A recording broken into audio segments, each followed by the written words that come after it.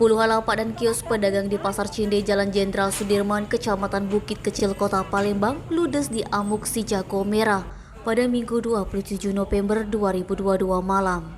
Pasca musibah kebakaran, terpantau sejumlah pedagang pemilik kios dan lapak Pasar Cinde tampak sibuk membersihkan dan mengais sisa-sisa barang dagangan yang tidak ikut terbakar.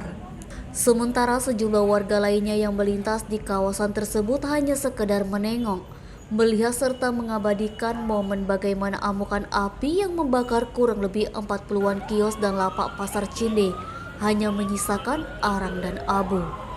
Terlihat Samsul Bahri 37 tahun, pemilik kios menjual pupuk dan herbisida yang ikut hangus terbakar.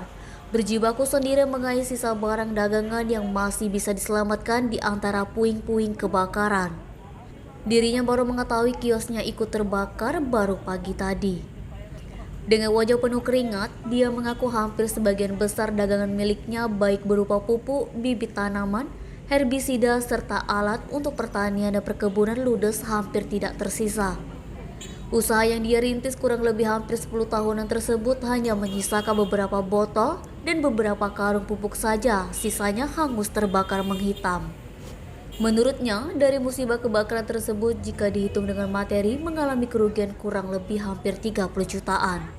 Senada juga dialami seorang pedagang kue basah dan kerupuk di Pasar Cinde yang tidak ingin disebutkan namanya mengaku satupun barang dagangannya tidak ada yang dapat diselamatkan.